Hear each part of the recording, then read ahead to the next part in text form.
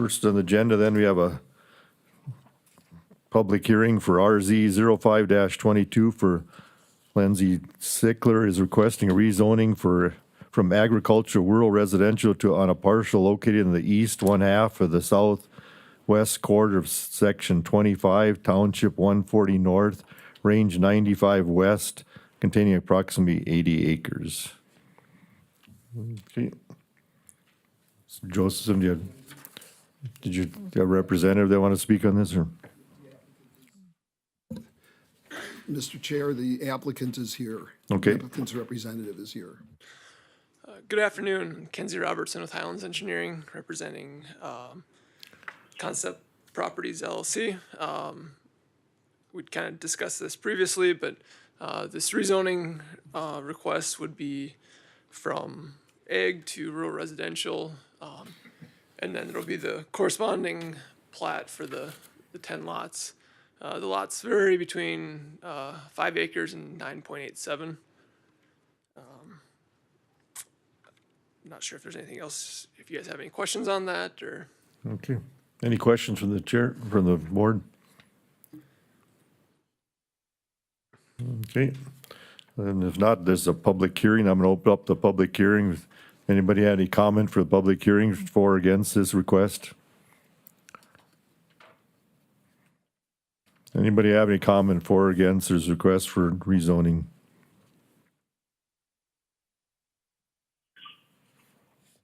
Anybody have any comment to the for or against this request for rezoning from ag to rural residential? Hearing none, then I'm going to close up public hearing on that, and then I'll ask for staff recommendations on this. Mr. Yeah. Josephson. Yes, thank you, Chairman Franchuk. Commissioners, Steve Josephson, Stark County Planner.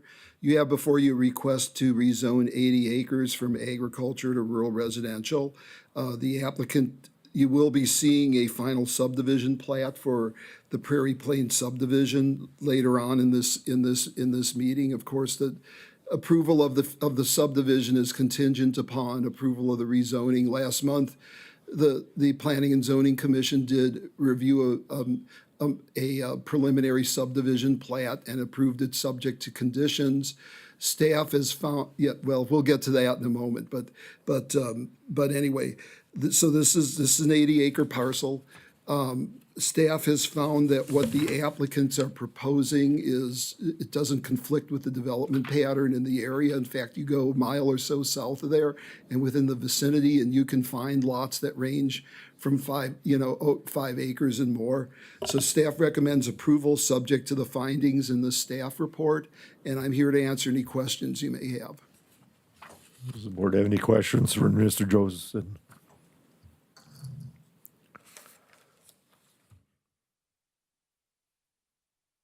Any questions? If not, I'll look for a motion then to approve or deny this request. Mr. Chair, I move that we recommend approval of RZ 05-22 from A to RR as meeting the goals, objectives, and implementation strategies of Stark County Comprehensive Plan, subject to any recommendations from the county planner. Okay, I have a motion. Do I have a second? Second. Sorry. Okay, go ahead. I'll second. You have a second? Okay, any other discussion? Okay. If no other discussion, I'll do a roll call vote. And Commissioner Larson, Aye. Commissioner Walla, Aye. Commissioner Tralick, Aye. Commissioner Sobeluk, Aye. Commissioner Kunz. Commissioner Kunz. Not chair votes aye, motion carried. Okay. Next we go on to public hearing for an RZ 06-22 for Brian and Alicia O'Toole are requesting rezoning from ag to ag residential on a parcel located on lot 9 and lot 10, less partial A in section 6, township 140 north. That should be range 95 west, right? Mm-hmm. And then with an address of 10730 30th K Street Southwest, containing approximately 19.95 acres. Is the applicant here then? Or? The applicant indicated they would be joining us by phone, Okay, and I believe that's Chuck Olson. Chuck Olson with Benchmark Engineering representing Brian O'Toole. okay. Do you have any comment on this, or? Yeah, Brian and his wife want to build a single-family home for their own occupation. And the main reason that they're having to do this is because for financing. The bank doesn't want more than 20 acres. And so that's why we are appearing in front of you today. Okay, thank you. Does the commission have any questions for Mr. Olson? I do have one question. Just looking at the survey and the way the lot is laying out in that 20-acre tract, is there a reason for such an odd shape? There is, and it is to accommodate the road in, the access in. He wasn't too particular about the acreage. In fact, he wanted it to be a little bit odd, as long as it was just not in greater than 20 acres. And I know that is very atypical, but we felt it was easier just to do an odd-shaped parcel in that, to accommodate the road, because we're going to come off of 30 K Street there to the north, and that road is already developed to that point, and it's not beyond that. So we couldn't proceed on west because that's a different parcel. That's owned by a different entity there. Okay, any other questions? If not, I'm gonna open this a public hearing on this. Open a public hearing. Anybody have anything to state for or against this rezoning from ag to ag or residential?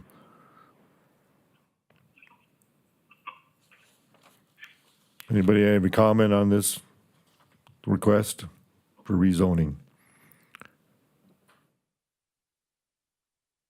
Can I ask anybody have any comment or for or against that O'Toole's are requesting this rezoning? Hearing no comment, I close the public hearing then, and staff recommendation, Mr. Josephson. Yes, thank you, Chairman Franchuk. Commissioner Steve Josephson, County Planner. You have a request here to rezone approximately 19.95 acres from agriculture to agriculture residential. Just to give you a lay of the land, there are a couple of residential subdivisions just to the north of here. It's Jackrabbit Flats and Simon Butte, where the average lot size of those is 5 acres. And this is a transition away from those smaller lots. So staff didn't, and considering the size of the other lots in the area, staff didn't see any sort of conflict with the existing development pattern in the area. The staff recommends approval subject to the findings in the staff report, and I'm here to answer any questions you may have. Board have any questions? If not, I'll look for a motion to approve or deny this request.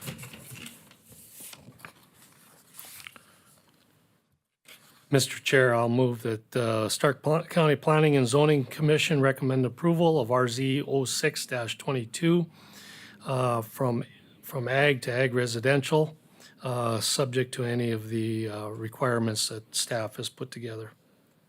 Okay, I have a motion. Do I have a second? I'll second that. I have a second. Okay, any other discussion? Not, then I'll do a roll call vote. Commissioner Freilich, Aye. Commissioner Sobelik, Aye. Commissioner Larson, Aye. Commissioner Walla, Aye. Commissioner Kunz. Okay, chair votes aye, motion carries. Okay, this will go for approval or for approval against for the county commission next week on the 7th of June. Okay. Next, we'll move on to the public hearing for RZ 07-22 for David Ryer and Larry Goldsmith are requesting rezoning from agriculture residential, rural residential on a parcel legally described as Lot 1, Block 2 of Antelope subdivision in Section 17, Township 139 North, Range 91 West, containing approximately 10 acres. Is the applicant on the phone or present? I believe Mr. Royer is here. Okay, you step forward, then just kind of state what your plan is. We just want to split the two. Sir, Well, can we get your name and address, please? David Ryer, 215 North Grove Street in Hebron. Thank you. I own half of the 10 acres there. Larry owns the other 5. We would just like to be able to build a house there eventually, each one of us. Okay, the board have any questions, Mr. Reiner? Okay, being there are no questions, then I'm gonna open this up for public hearing. Public hearing for RZ 07-22 for rezoning from ag residential to rural residential. Anybody have any comment for or against this request? I do. Okay, you just step forward to the podium and state your name then. My name's Robert Euchre. I own the lot across the road directly to the north. Okay, I was one of the first 2 lots sold in this subdivision, the first house built in the subdivision. When I bought and built, I was given a copy of the plat and all the zoning regulations, and I kind of built accordingly. And if this is granted, I'll have 2 houses across the road from me instead of 1, which I'm not crazy about, because every other neighbor I get, these people may have great intentions, they may build beautiful homes, but every other neighbor I get in this subdivision moves in a house trailer illegally that takes a day to move in, and I gotta fight 6 to 12 months with the county to get it removed. So at this point, I'm not looking for extra neighbors. I mean, I've got somebody living illegally across the road from me in an oil field skid shack now that I can't get anything done about. okay, Mr. Joseph's aware of that, he's been looking into that about that residence there. but- Yes, I've talked to Steve several times. He's investigating it, but that's my grievance.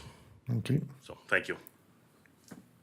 okay, there's a public hearing. Any other comment for or against this request? Yes, can you hear me? Yes, go ahead.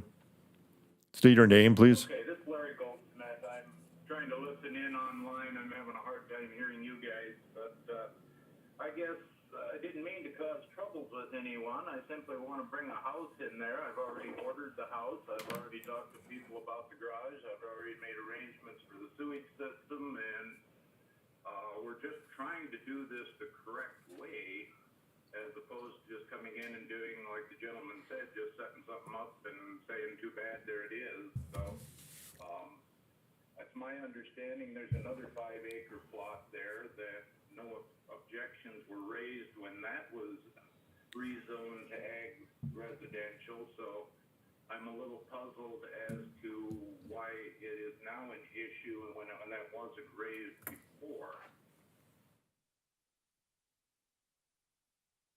Okay.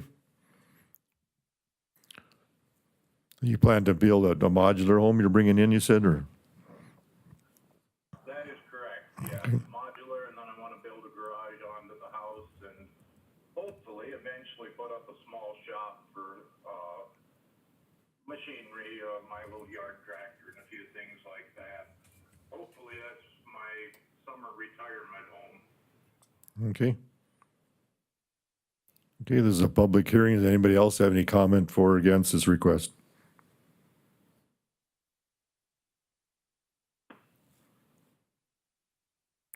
Anybody else have any comment for or against this request for rezoning from ag residential to rural residential? I would like to make one more comment. Go ahead and step up there.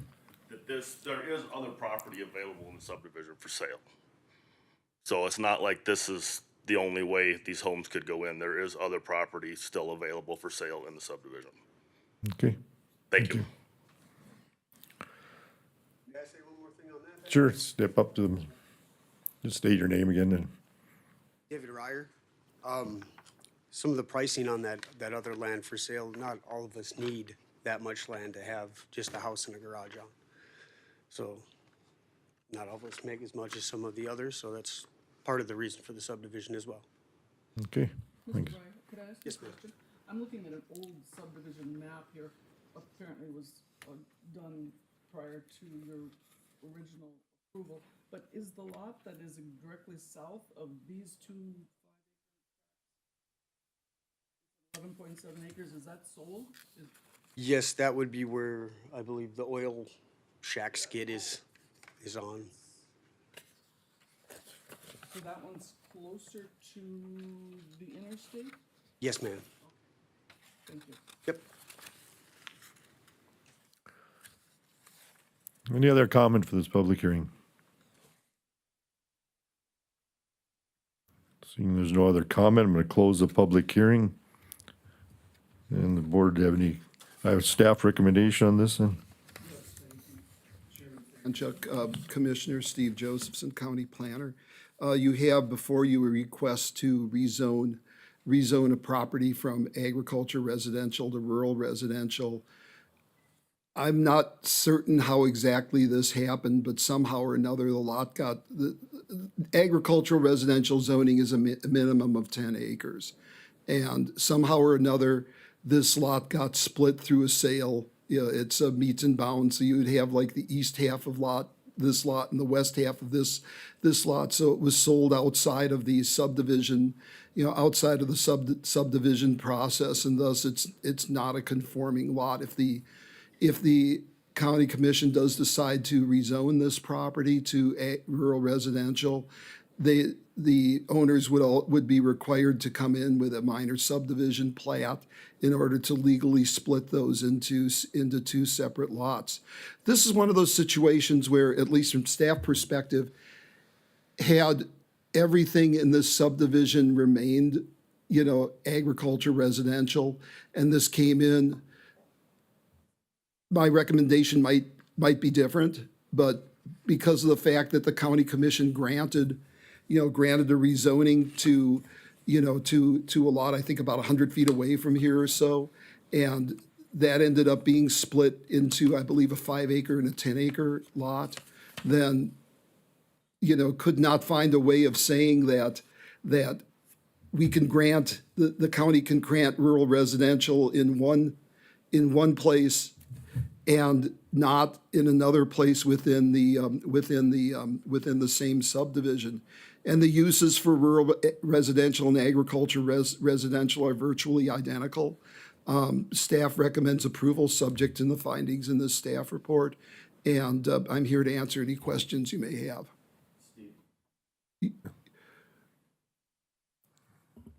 Okay. Mr. Joseph, Yes. are you aware of any restrictive covenants outside of the simple zoning provisions that we have?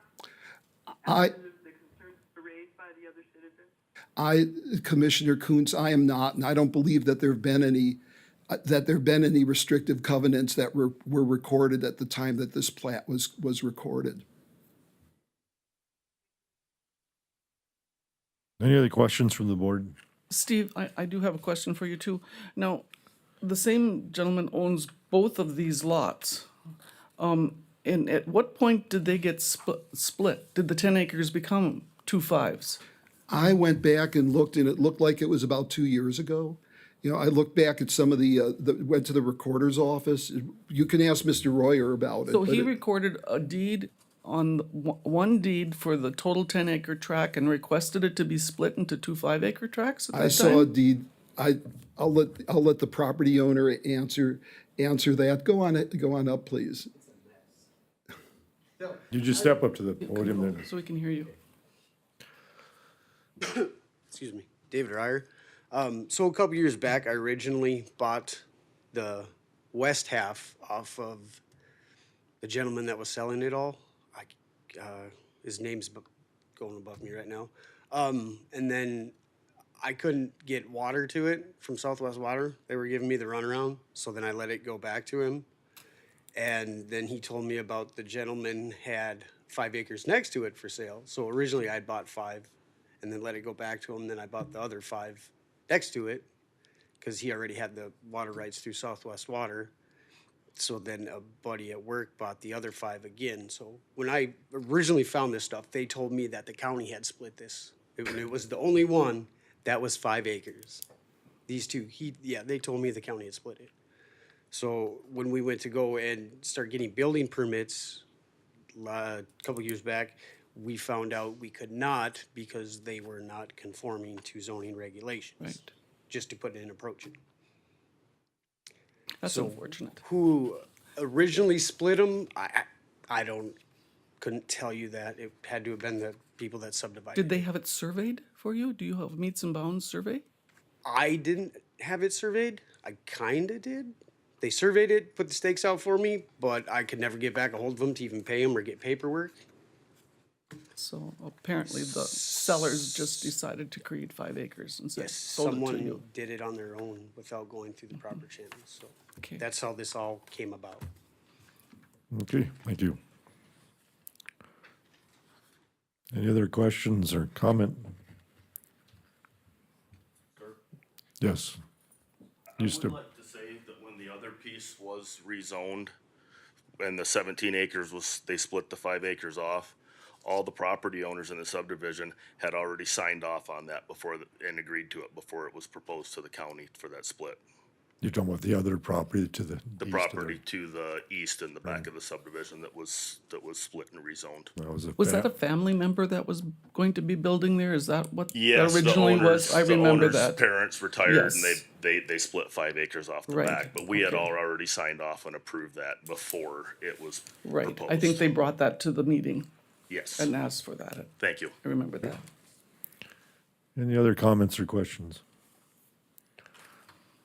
Not, I'll look for a motion to approve or deny this request.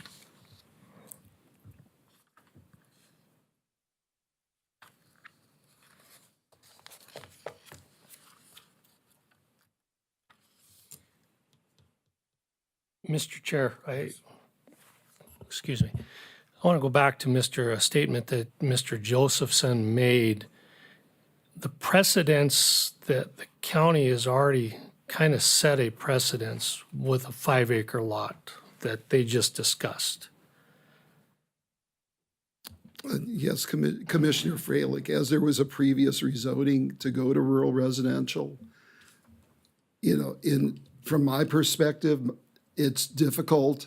It would be difficult to, and so close to it, it would be difficult to make any other recommendation if there's already been that zoning in that, within a relatively, close proximity to this property.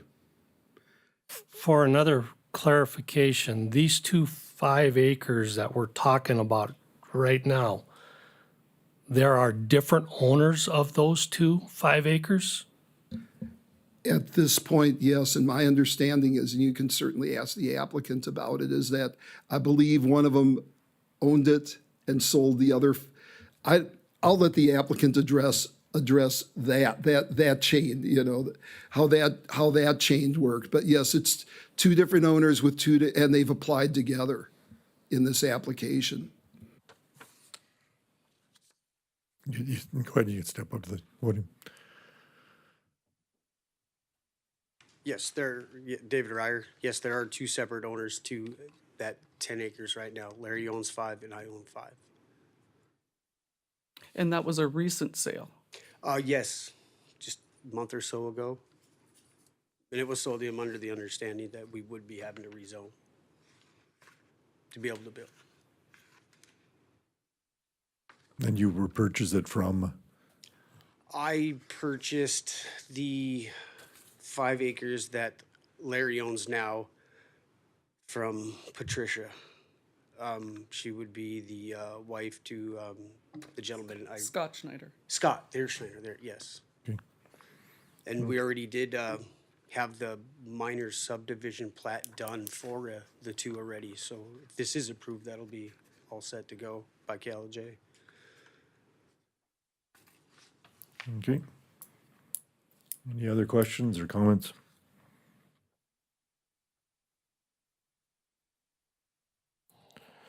Now I'll look for a motion then on to approve or deny this request then.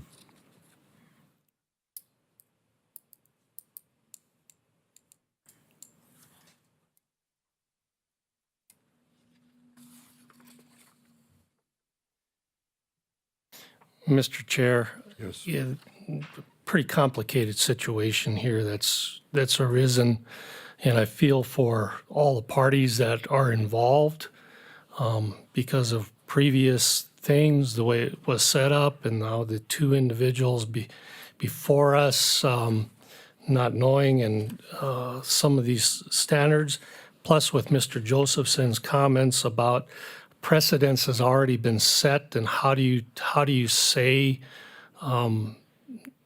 something different than that precedence that's already been determined by the county? So with that, I'll have to make the motion to go ahead and approve this rezoning request. Okay, I have a motion to approve. Do I have a second?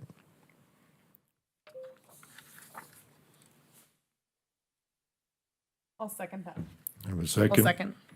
Okay, I have a second. Any other discussion? If not, I'll do a roll call vote then. Commissioner Freilich, Aye. Commissioner Sobelik, Aye. Commissioner Larson, No.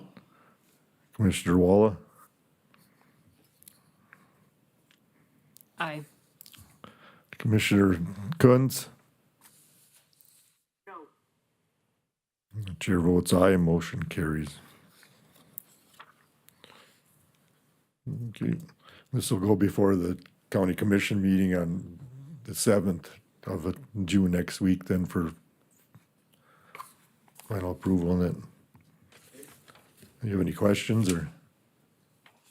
Okay. Okay, next we'll go to the next,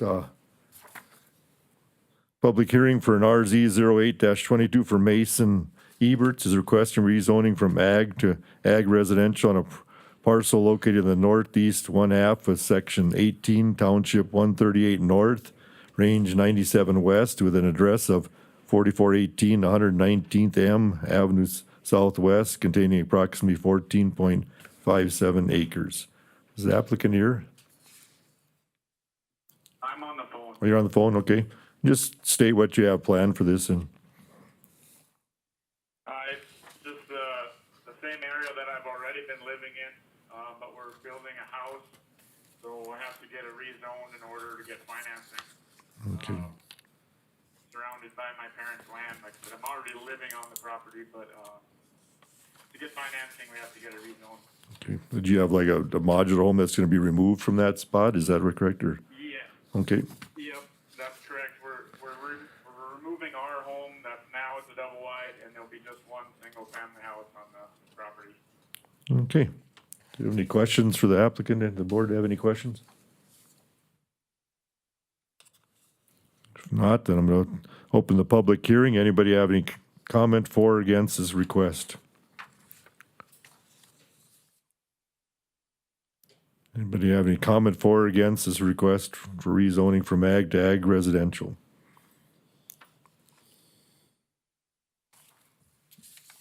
You can ask, anybody have any comment for or against this rezoning request? If not, I'm gonna close the public hearing then and ask for staff recommendations. Thank you, Chair. Chairman Francha, Commissioner Steve Josephson, County Planner. This is a request for, Mr. Eberts is requesting for rezoning from agriculture to agricultural residential on a property, well, as described.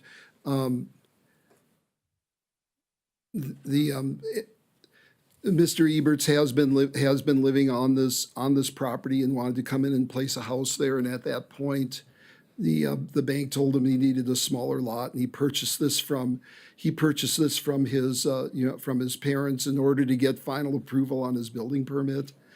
The rezoning needs to take place, and we will communicate that with our permitting people. Staff recommends approval. Approval. They're similar.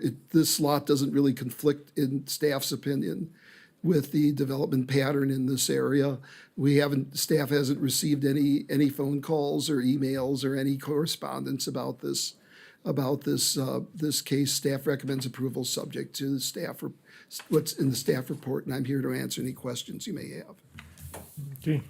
Board have any questions for Mr. Josephson? Not, then I'll look for a request or approval or denial on this request. Motion. I'd move to approve. Okay, a motion to approve. Do I have a second?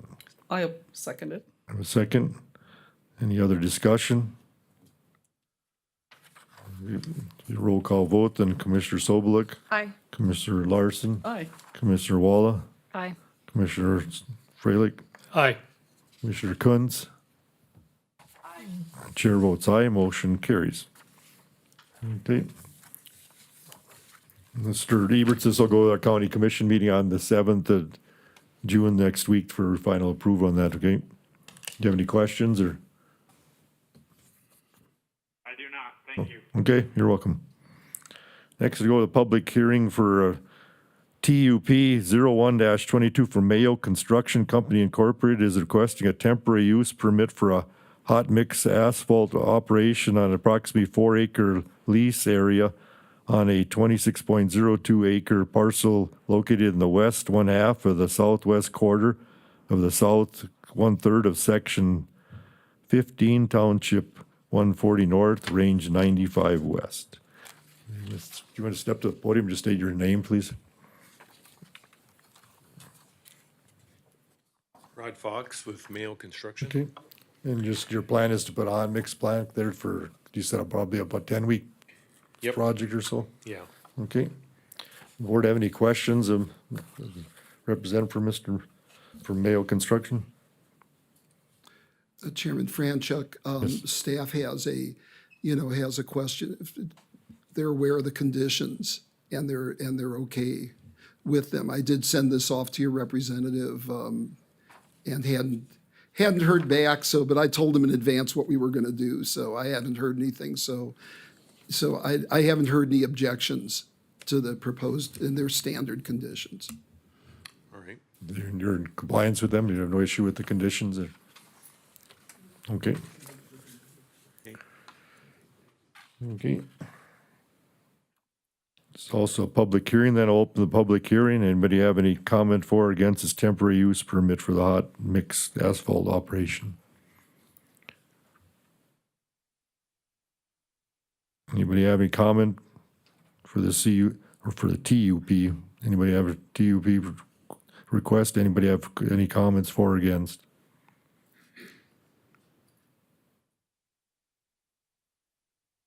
I'm gonna ask, anybody have any comment for or against this request by Mayo Construction?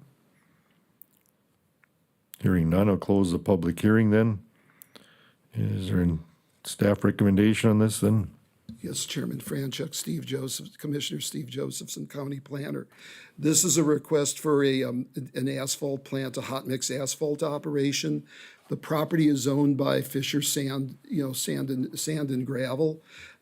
This is going to be, they're going to have, in addition to the portable plant, they're going to have 12 trucks. They're going to have places where they're going to place aggregate on this. This is already on an established gravel pit. So in terms of the use, it's, having this here for a couple of months is not inconsistent and certainly not within that area. Just, this is only going to cover 4 acres out of the 26-acre site. This is going to provide asphalt for repaving of the streets in the city of Richardson. And then also, I believe there are 3 county projects that this is going to, 2 or 3 county projects that this is going to be servicing, servicing too.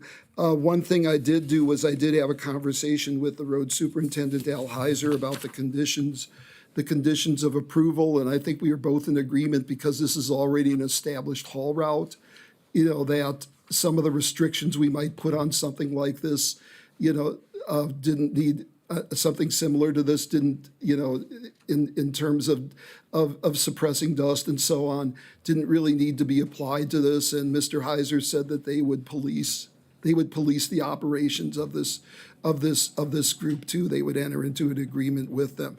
So they are going to, this would run from July 1st of 2022 through September 30th of 2022. And it would be restricted to the area that we received from the applicants. There wouldn't be nothing would be stored on the site after September the 30th. They would have to clear everything off, and there would be no permanent structures on that site. So anyway, staff recommends a temporary use permit is one for a year or less, and this is definitely less than a year. Staff recommends approval subject to the conditions, and as Mr. Fox? Yeah. Mr. Fox indicated, and I've not received any emails from the applicant's representative stating that they had any issues with the conditions. Staff recommends approval subject to the conditions, and I'm here to answer any questions you may have. Board have any questions for Mr. Josephson? Steve, what is the established route to Richardson? Is it on number 10? It showed on here that it would go down to number 10. Any other questions? And also Commissioner Larson, I believe the other projects it would go down to number 10 and then go in the other direction. Okay. There's no other questions, and I'll look for a motion to approve or deny this request.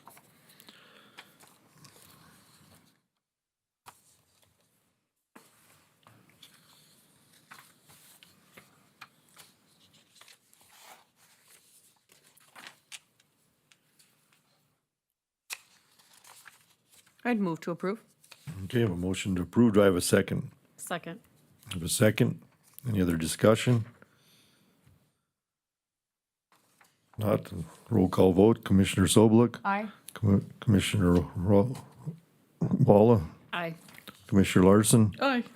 Commissioner Freilich. Aye. Commissioner Kunz. Chair votes aye. Motion carries. Motion approved. This will go before our county commission meeting next week, Tuesday, and the 7th. There's probably no approval. Okay? Do you have any questions or? Okay, thank you.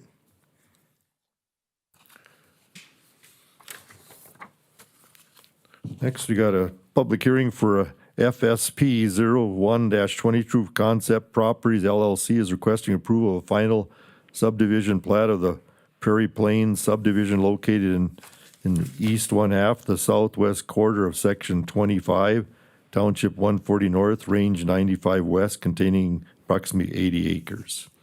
The representative here.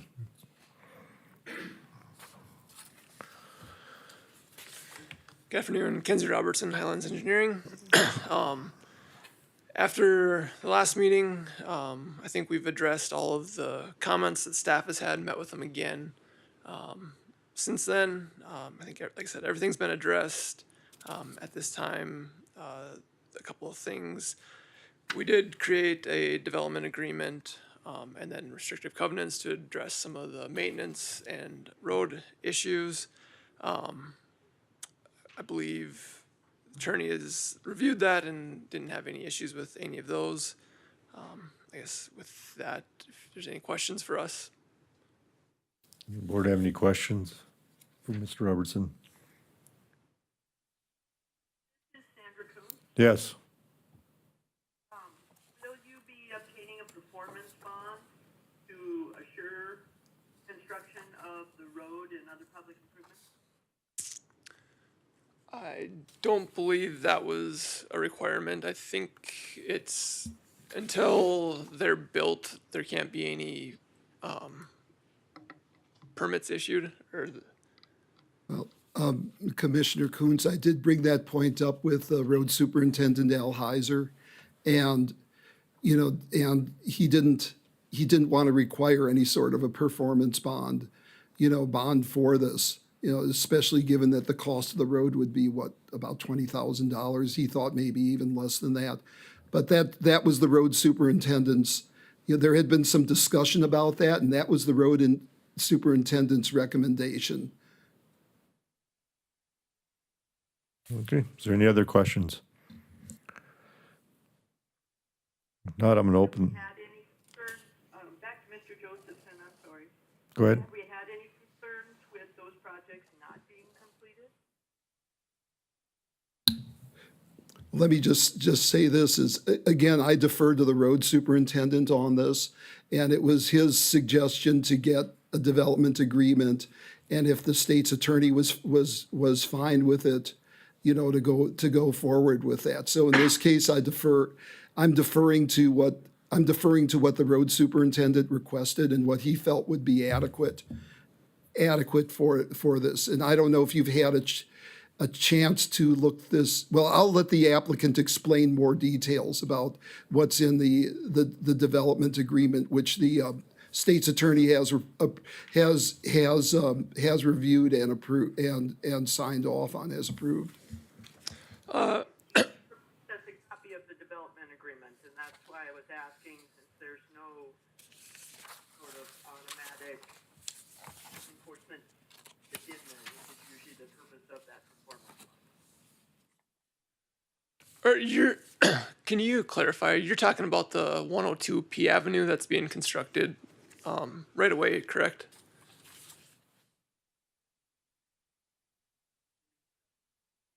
Yeah, so I think you're talking about different roads. There was no, I guess there has been no requirement to get a performance bond to construct that road.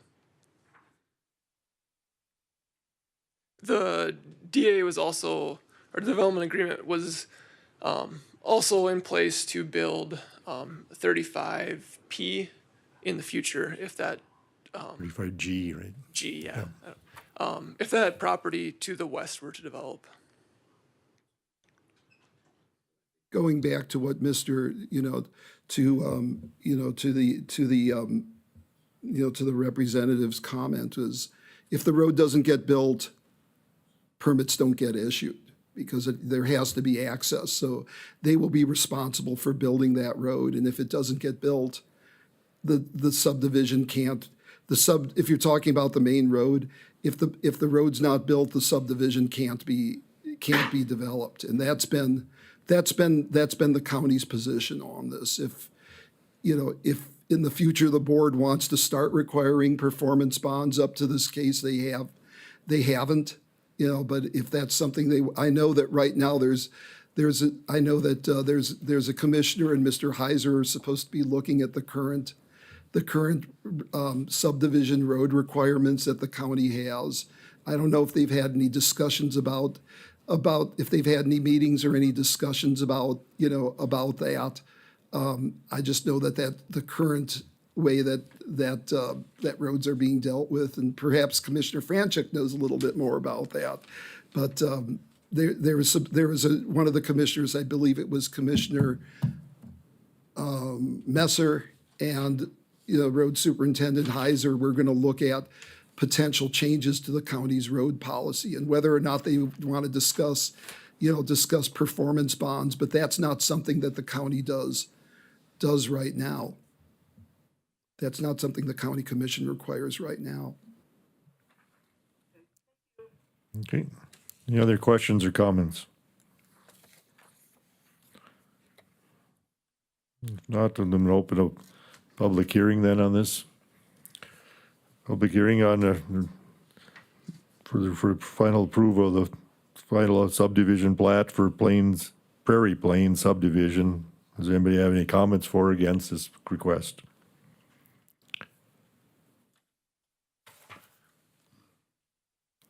Anybody have any comment for or against this request for final subdivision plat?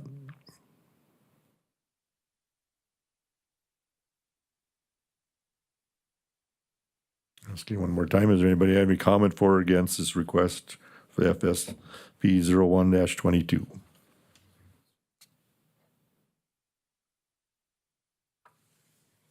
Hearing none, I'm going to close the public hearing then, and staff recommendations on this. Mr. Chairman, I move that we approve. I'm going to read stuff into the record first. Okay. Commissioner Larson. I think I know which way you're heading on this. So, Commissioner Steve Josephson, County Planner. The County Commission, the Planning and Zoning Commission had recommended approval of preliminary plat for this at your last meeting. The applicant came back and they addressed a number of conditions that both staff and the Planning and Zoning Commission had for this subdivision, and the development agreement was something that for that one road, that the one that would potentially connect to the property to the west in case that gets developed. One of the issues there was the fact that this is a cul-de-sac road that runs over 500 feet, and in the county subdivision ordinance, it caps the length of a cul-de-sac road at 500, and this is over that. And speaking to the developers, Staff had a concern about the development to the west and connecting the length of this cul-de-sac road and potential cross-access. The applicants had a concern about asking for variance to the 500-foot maximum for cul-de-sac. What was agreed on was that until the road to the, that road to the west was needed to serve future development, they would put in a turnaround or a hammerhead or whatever that would it would serve emergency vehicles. The reason why that distance is on there, from my understanding, is so that you don't have first responders and emergency vehicles going all the way up this cul-de-sac road and not having an opportunity to turn around until they get to the end. So as part of this development agreement, as part of the road construction, the developer would build that. And then they're proposing that if the property to the west develops as a subdivision within 10 years, and that has a road to the east, then they would build the road and connect the two of them together. And the state's attorney this was something that the road superintendent thought was best to do this. The state's attorney reviewed this and okayed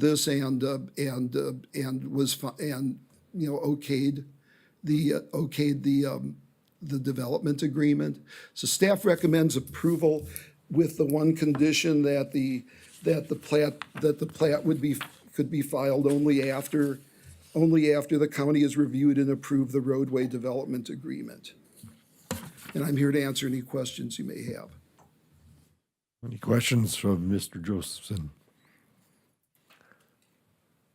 Steve, I remember we talked about that at the last meeting, that it would be a requirement that they would widen the horseshoe Right. in order to accommodate the turnaround. Well, they would create, I'm sorry, Commissioner Larson, they would create south of where that cul-de-sac is, they would create a hammerhead or a turnaround or whatever so that at least there's a turnaround there. That the cul-de-sac, from what I understand, is, for emergency services is fine with the diameter that it has. We did run this past Shauna Davenport, our emergency manager, and she was pleased to see the hammerhead there. I just thought I would impart that piece of information. Yeah, so the cul-de-sac is actually oversized for what's minimum for any fire vehicle. And then with the development agreement, it would be putting that turnaround at the intersection. Just to clarify. I understand now. And as far as your agreement for the other road, the road going to the west, is that going to be, that's platted into the survey right now, that road? Correct. Okay, so that spot is available if they should need it in the future. Yes. Okay. I'm just thinking of changing hands and somebody saying, no, that's part of my property and it's technically supposed to be a road. Yeah, as it's platted right now, that is right away. Okay, perfect, thank you. Any other questions? If not, I'll look for a motion to approve or deny this request. Mr. Chairman, I'll go ahead and finish my recommendation of approval of FSP 0122 for Prairie Plains subdivision, subject to the conditions listed. Okay, I have a motion approved. I have a second. I will second that motion. A second. Any other discussion? Roll call vote. Commissioner Larson, Aye. Commissioner Freilich, Aye. Commissioner Soboluk, Aye. Commissioner Walla, Aye. Commissioner Kunz. Commissioner Kunz? Aye. Okay, and chair votes aye, motion carried. Chairman Franchuk, just one thing I wanted to get some clarification on, and I don't know if State's Attorney Engelstad is still on the line, but I would believe that approval of the final plat and approval of the development agreement would require two separate actions by the county commission. Ms. Engelstad, are you on? It's not on, so I guess I'll look for a motion to approve the, I don't think, Development I plan. don't think the P and Z needs to approve that, so. you don't need to? Commission. But you Just the can make a commission. recommendation, so. Okay, we'll do that. Okay. Okay, then we'll be, this will go for final approval then next week, then the 7th, and, okay. Any questions or comments? Okay, thank you.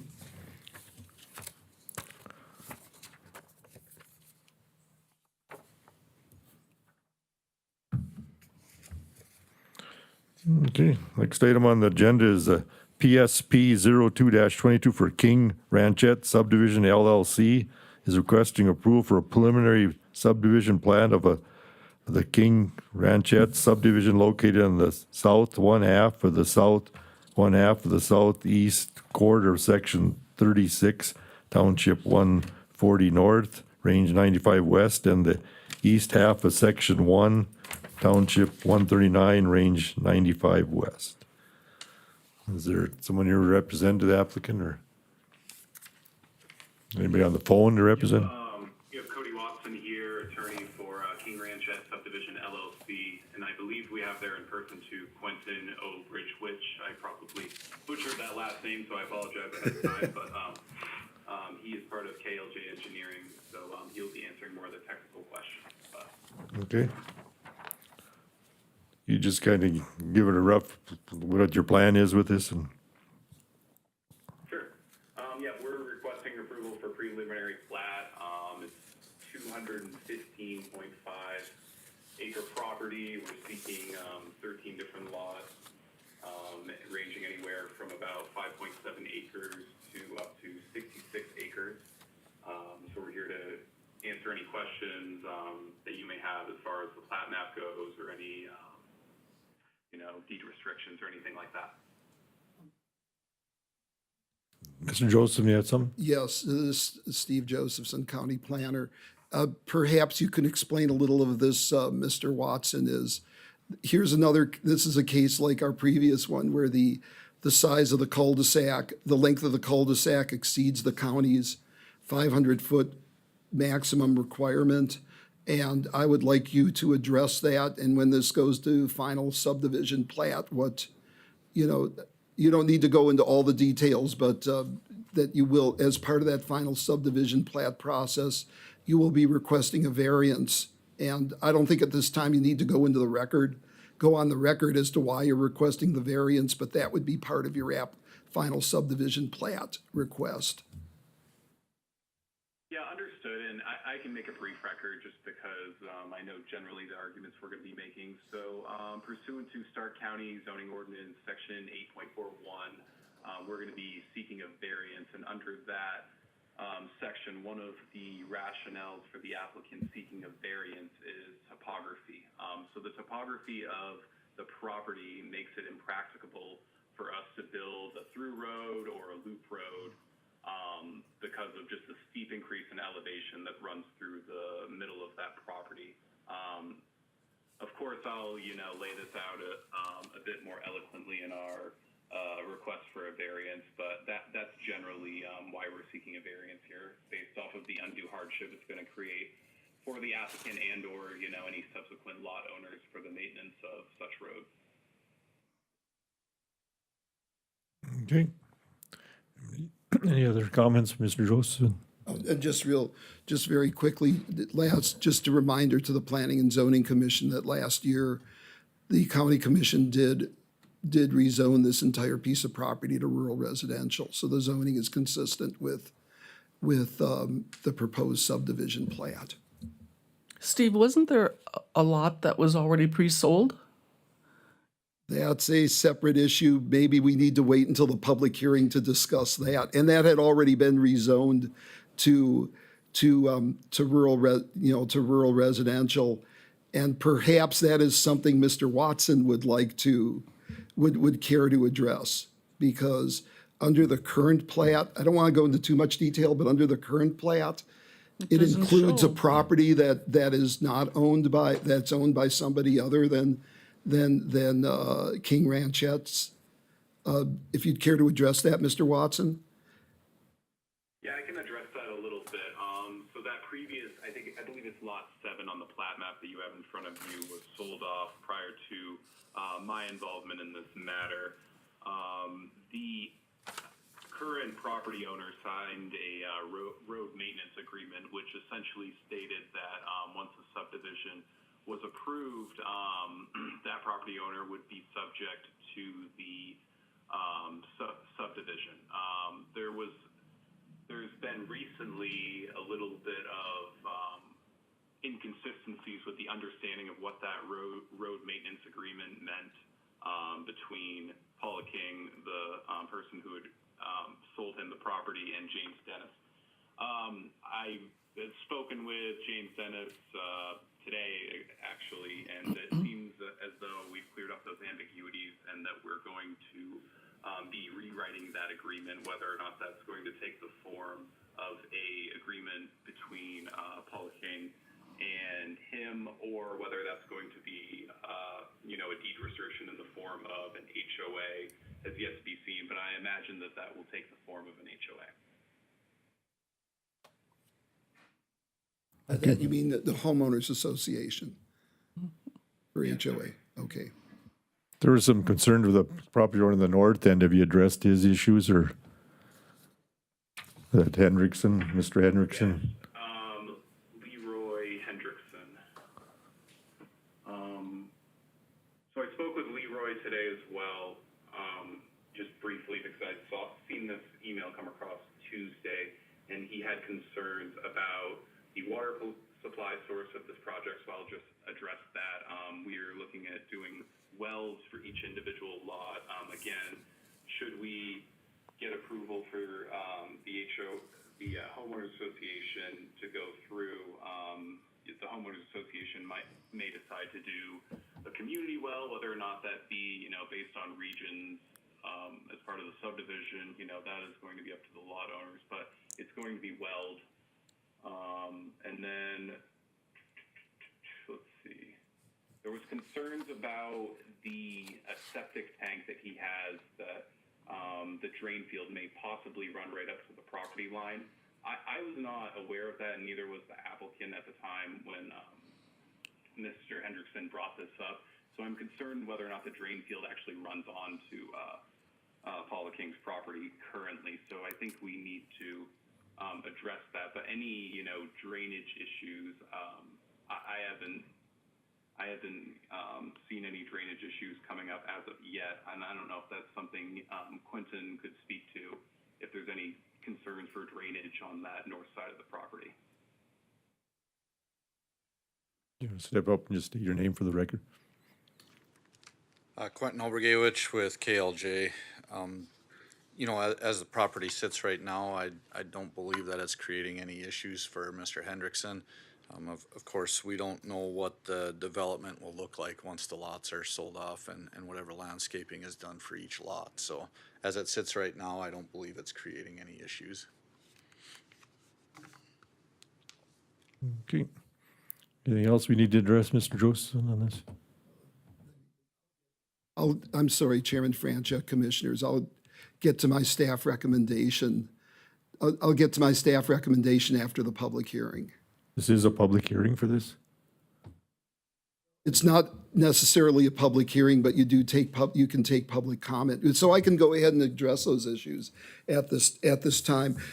Commissioner Steve Josephson, County Planner, and Chairman Franchuk is correct. This isn't a public hearing, although, I know at preliminary plats, the Planning and Zoning Commission takes public comment on this. This has been a while in the making. I feel as if Mr. Watson and I know each other pretty well. We've been on the phone several times discussing this. But this is as I stated before, Ms. King came in last year and rezoned this entire piece with the intent of subdividing it. We asked for a lot for them in terms of identifying where the floodplain is, where tributaries are, giving us some information on soil to show that this is developable. This is developable property. The staff had reviewed this. We also sent this off to a consulting engineer for comments.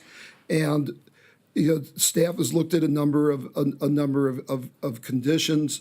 The first one you have in front of you for this is that as part of the final plat approval process, the applicant shall submit a request for a variance to the requirement in the subdivision regulations about limiting the length of the cul-de-sac to 500 feet, and we'll evaluate that as part of this.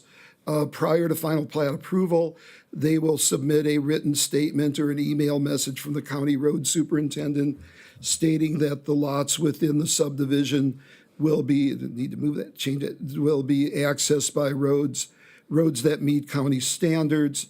Prior to the final plat approval, they will provide a plan for constructing and maintenance of the private interior subdivision roads, and some of that'll be outside of the county's purview because that'll be done through restrictive covenants. We want to see what those restrictive covenants are. Prior to final plat approval, they will also contact the county weed officer regarding inspection for weeds. Also, they were given a list of review comments that the county's reviewing agency, consulting agency did, and they need to address those. And a lot of those are technical issues in terms of legal descriptions where right-of-ways are and so on. So it's too numerous to go over them, and I attach those as part of this staff report.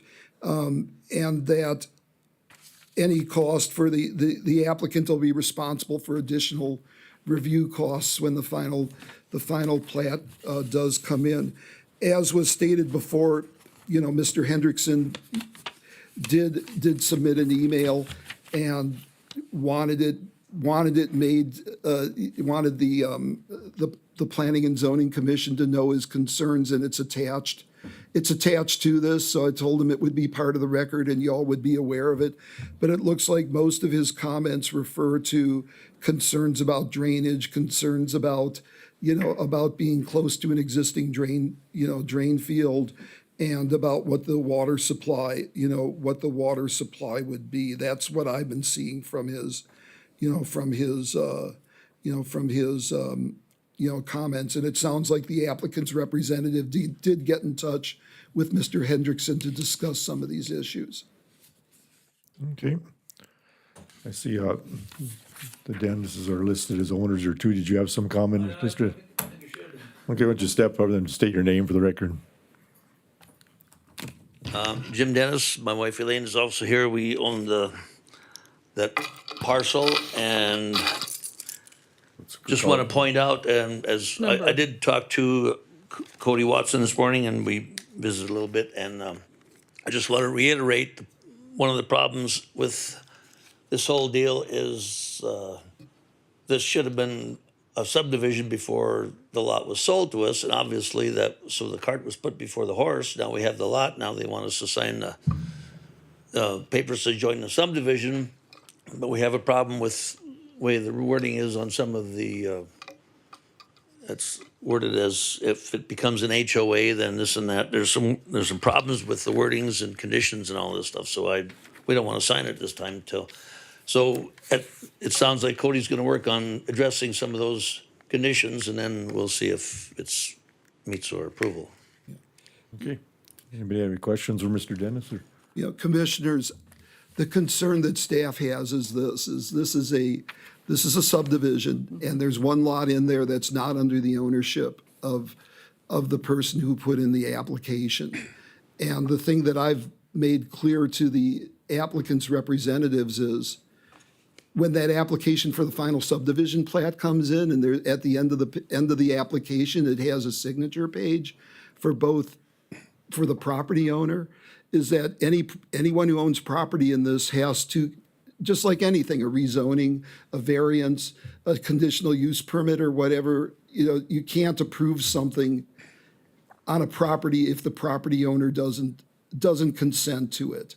And if there, so this is going to be an issue that's outside of the county's, what the county can do. But when that permit application comes in, either both property owners have to sign it and say, I'm fine with this going forward, for review and public hearing and approval, but, and action by the county commission. Or if one property owner doesn't sign off on it, then that piece of property needs to be excluded, from the subdivision. And that, what goes on between the applicant and their representative and Mr. Dennis, that's all private, that's all civil issue. But the county commission cannot act on a piece of property if not all property owners are on board. And the way this is listed shown right now is there is a piece of property in there. There is a piece of property in there that, there are two separate owners. And, if you look at the plat, the proprietorship lists both of them, both property owners, but an application has to be filed jointly. And that's all I'm saying in terms of what action the county can take on this. In terms of the issues about road agreements and so on, that's outside of the counties, outside of what the county deals with. The application just has to be something that all the property owners are in on before it can go forward. Clarification then. So you're suggesting that either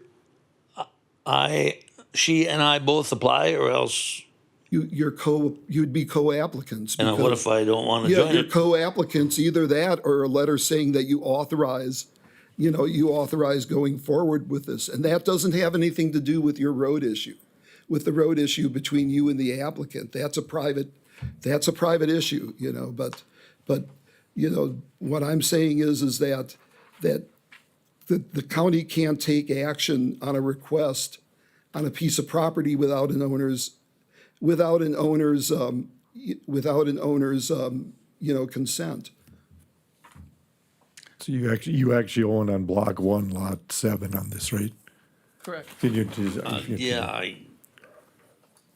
this bottom here? this is our property. Yeah, Okay. 7, yeah. Okay. So we're clear that it's complicated? Is that what we're clear on? We're all confused about this? Well, either that or if it comes in and, only one owner signs off on it, then the plat has to be changed to just reflect those properties that if it's only one applicant who signs on, then the plat needs to be changed to only reflect those properties that are owned by that What you're owner. saying, Steve, is that if Mr. Dennis chooses not to sign this survey, we cannot address it. Right, until he replats this as me excluded from there, right? Yeah, Right, that's, then we would ask them to redo the plat before it goes to the public hearing. well, it sounds like Mr. Watson was gonna be in contact with me, so is he still on the phone here? Is he? I believe so. We'll let you all iron that out in private. He's listening. Okay, That's my understanding as well. It's, just like you said, Jim, cart before the horse here, and now we're trying to get you to sign off on it. But obviously, if you don't feel comfortable, then we'll just create a little island, and that will be lot 7 in the middle of the subdivision, and then we'll go from there. So. yeah, we can work on addressing the issues, and I guess I guess I'm open to addressing them first, and we'll see if we can address them first. Okay. Yes, sir. All right, thanks. So, Mr. Chair, based off of these last few comments, do we take no action on this until those two parties come to some form of an agreement? Whether Mr. Dennis and his wife agree, I don't believe, or he's excluded? Kurt, I don't believe we can act on it. Yeah, I don't think we can, the way I'm Because understanding it's not things a here s- today. It's not an agreed to subdivision as of right now. But I do have one other question for you. Oh, go ahead. Sorry, I would recommend that at this point, in fact, I would make a motion to deny the application because we do not have all of the property owners consistent with our zoning regs. Moreover, when they bring the application back, I would also insist upon a stormwater management plan in light of the concerns that have been raised. The comment I would also make is that, yes, certainly I would say to the commission that your options are, you can approve this as is, you can approve this with a condition saying you're excluding that parcel, you can deny it, or you can table it and give the property owners a chance to work this out. Commissioner Kuntz, are you making a motion then, or That was a motion. to deny? Motion to deny? Okay. Do I have a motion to deny? Do I have a second? I will second that. I have a second. I have some discussion yet, if Okay, that's go ahead. There's discussion then. I'm looking at block 3 on this plat.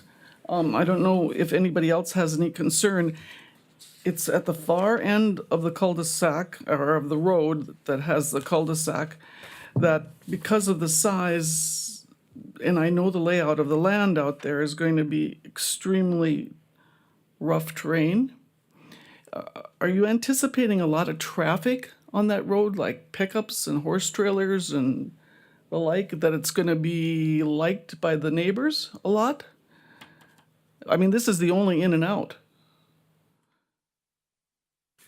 I'll let the applicant. We're not anticipating a lot of traffic with that property. I believe the applicant right now is in the process of trying to sell that block 3 to the adjacent lot owner to the west, if I remember correctly. I will have to double check to make sure that, but no, we do not anticipate a lot of traffic going up that road. Yeah, and, you know, Commissioner Larson, again, is a rural residential lot. They could only develop it with one. They're only permitted one residence. So the size of the lot, Right. I know what you're saying though, but, it's It's an a large egg. lot, it's a large lot, and They're gonna are put other people livestock gonna in be there. coming and going, but, they're also gonna be limited, the number of livestock they can have on there because, what was that, 30 acres or something? And I believe we have a limit there's a limit to the number of livestock you can have on a non-agricultural lot. I believe it's 3 per 5 acres or something like that. That's I'm in the code. anticipating horses would go on there, Yeah. not cattle. But if they're looking at, I mean, we can't tell them what to do, but at some point, if they're looking at selling that portion of it, I would say take it off of here before it ever gets to us. Just a recommendation.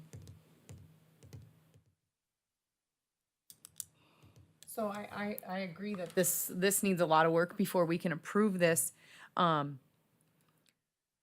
Just from a technical standpoint, is it, like we were talking about, either tabling it or denying it? What is the difference for the applicants or for the staff? Should we choose one or the other? If you table it, then it gives them time to revise what they have.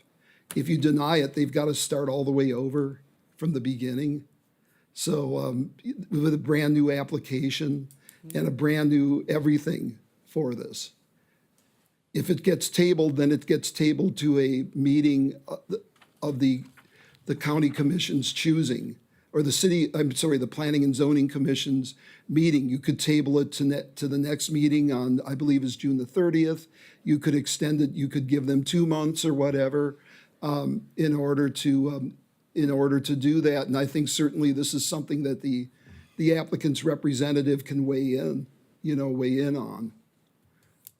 But that's the difference, if it's denied, then they have to start all over from the beginning in terms of a new application. Right. And this is Cody Watson again. And that's kind of how I view it as well. If there's a denial here today, we're going to have to redo this entire thing and go through the process again, whereas I believe it would be prudent to give us preliminary approval with, substantial initial comments, as you have indicated, on what we need to do to succeed in a final plat approval, just to keep the process going here. And I know there has been a lot of interest that, and obviously this is applicant specific, for potential buyers and purchasing properties, but obviously that can't happen until we get final approval. But a lot of the interest has been to close during the summertime. Yeah.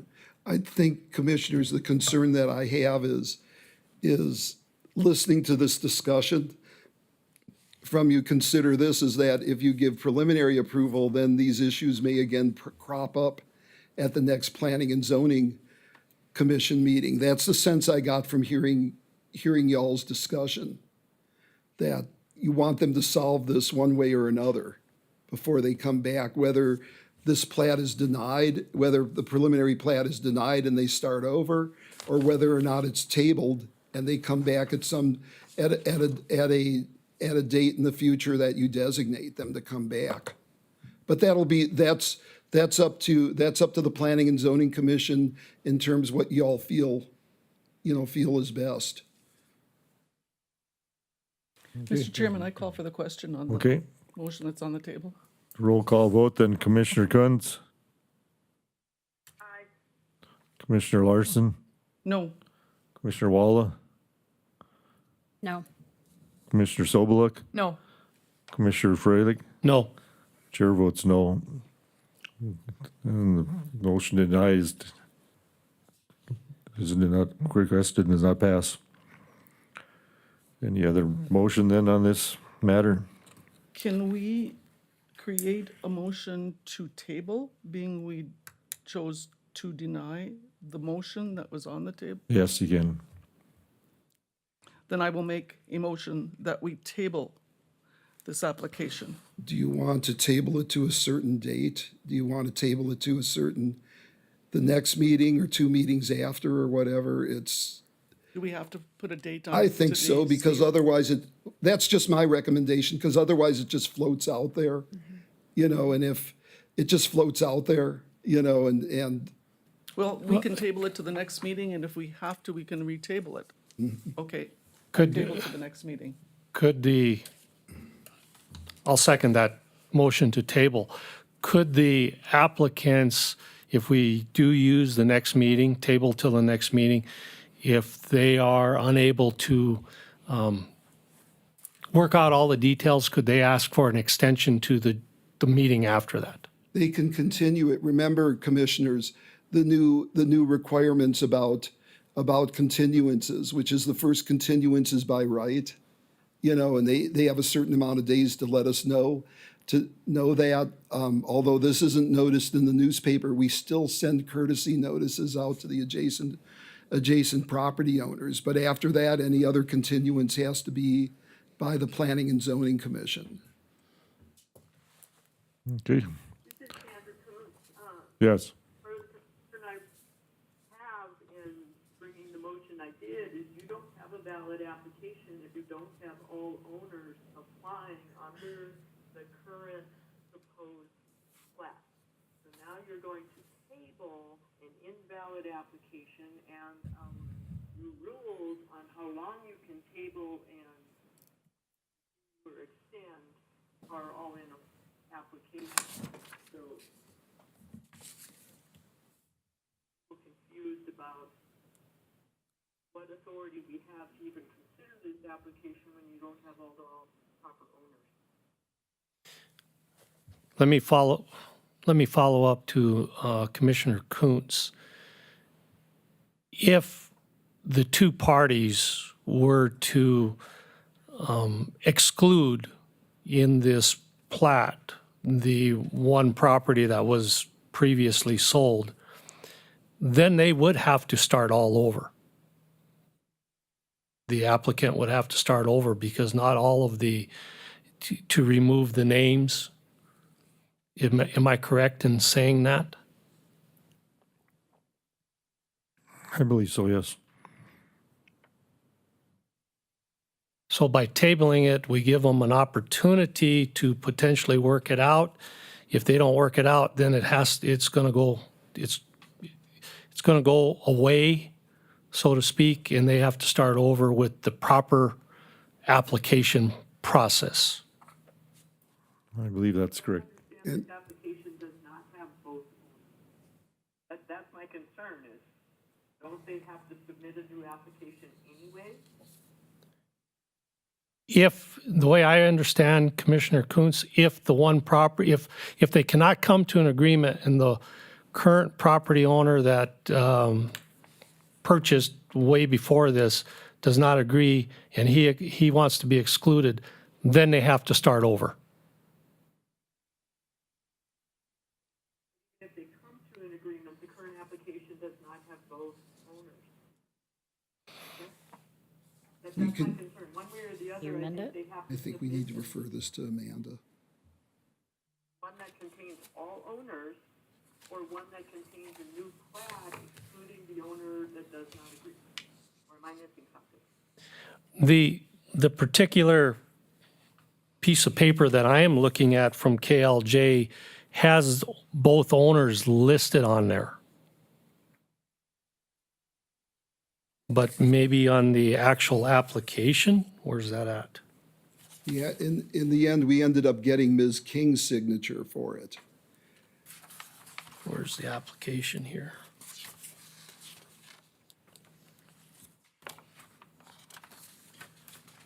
On the application, I see a representative's And signature. then there should be a separate page that's attached to it.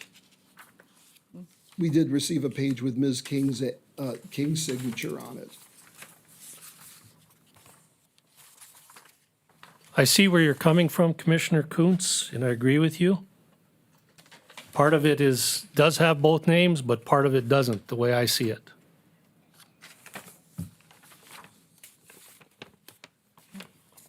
I don't see one with a I signature. don't see. We did receive that. It is in the file.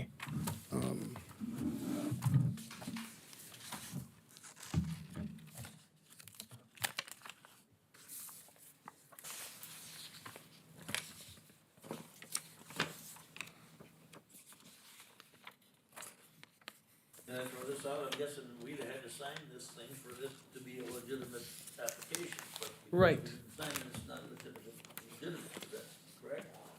That's what they're stating, yes. That's what we're trying to figure out. I would like to suggest, let's bring this to the state's attorney's attention and get her final ruling on this. Okay, we have a motion though, we have to vote on though. For that, there's another further discussion.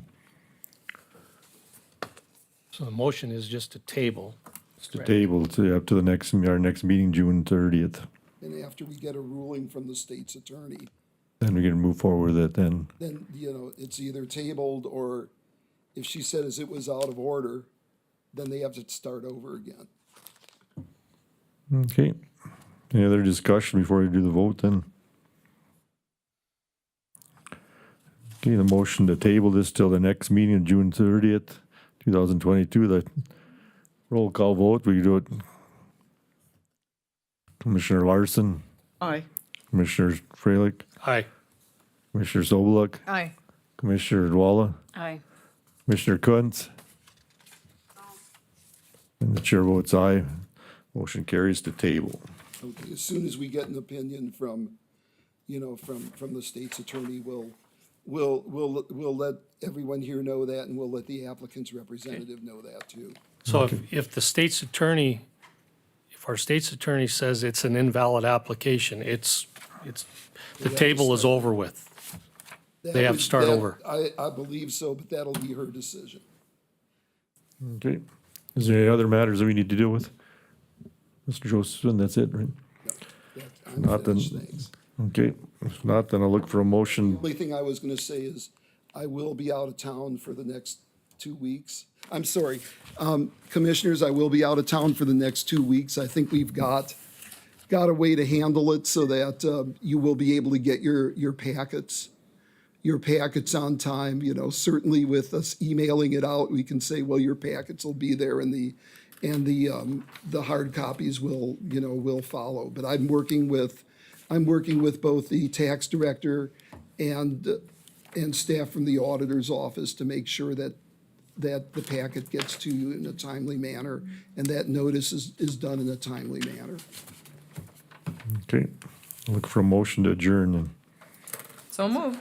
Okay, we've got a second. Second. All in favor?